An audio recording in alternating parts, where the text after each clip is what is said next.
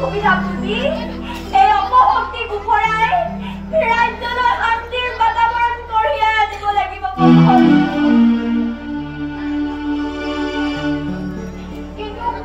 কিন্তু মৰণৰ বাহিৰে আন একো উপায় নাই ধৰা। নহয় বাবুদেউ, আপুনি মৰিব নোৱাৰে। আপুনি জীয়াই থাকিব লাগিব। কেৱল মোৰ বাবে নহয়, সোণালুটিৰ বাবেও নহয়, এই দেশখনৰ বাবে আপুনি জীয়াই থকাটো জৰুৰী।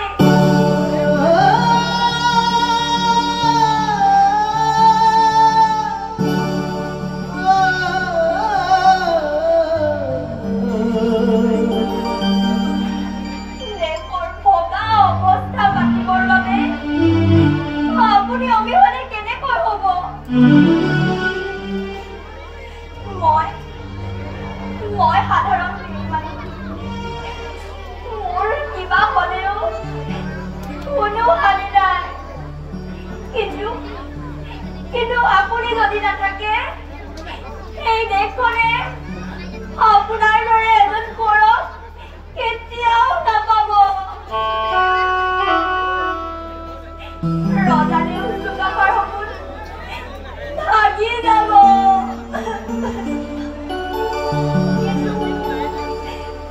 কিন্তু নাই বংশদেউ, আপুনি মোৰ কথা ৰাখক।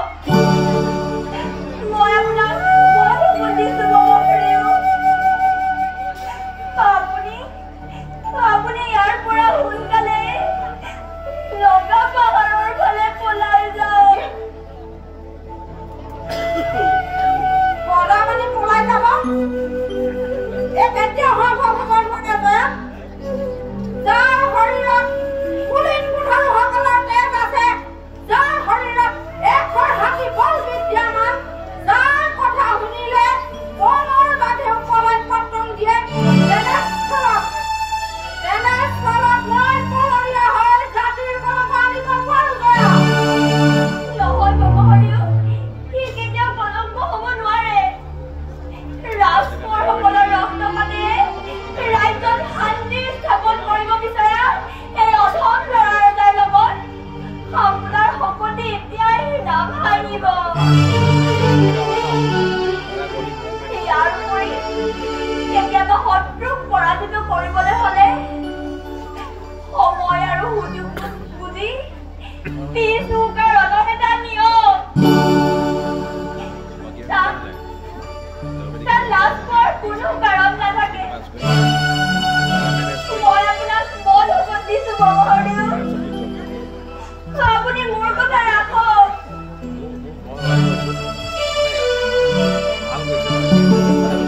আপুনি এটা কথা ভালদৰে জানি থওক যে আপোনাৰ যদি কিবা বিপদ ঘটে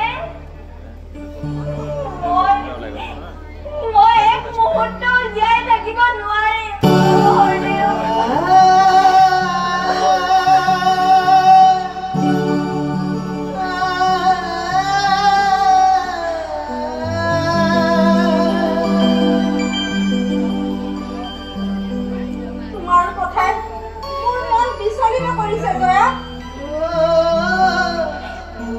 চিন্তা কৰাৰ আৰু সময় নাই বংশদেউ। যাওঁ, দুখন দিন নিনিয়াব। মোৰ অন্তৰৰ আকুল আহ্বানক আপুনি বিমুখ নকৰিব বংশদেউ।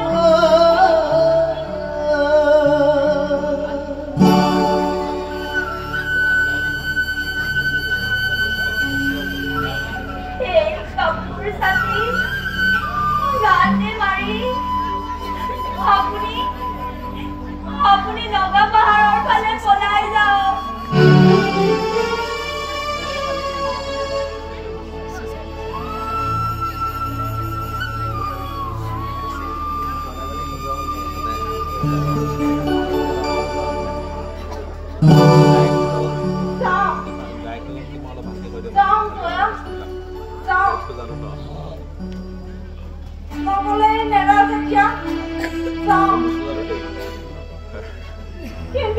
জানো মানে ভালকে কিন্তু তুমি এটা কথা জানি থবা জয়া মাত্ৰ মোৰ শৰীৰটোহে আঁতৰি যাব মোৰ প্ৰাণটো সদায় কেতিয়া চকু আঁতৰাবলগীয়া নহয় তোমাৰ লগতে থাকিব জয়া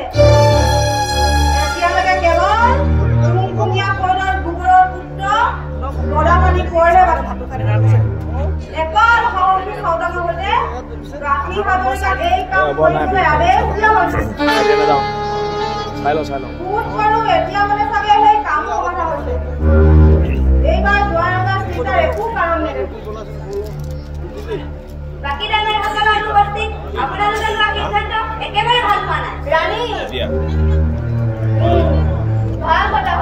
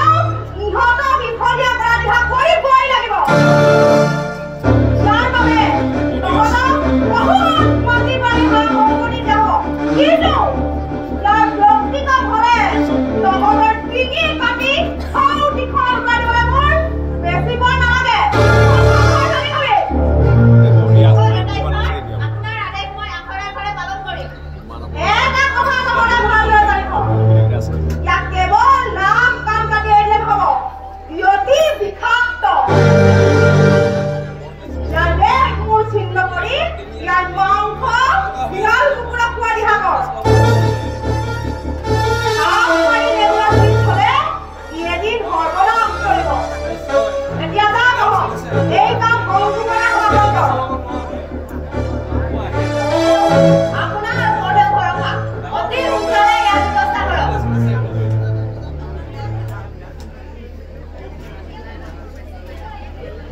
ৰজাদেও মাৰে গদাপানী ভৱানী জয়ৱতী মুখৰ পৰা গদাৰ বাতৰি উলিয়াৰ পৰা তোমাৰ ওপৰত এৰি দিয়া হ'ল যদি তাই গদাৰ বাতৰি দিবলৈ মানি হয় তেন্তে ৰজাদেৱৰ আগত আহি হাজিৰ কৰা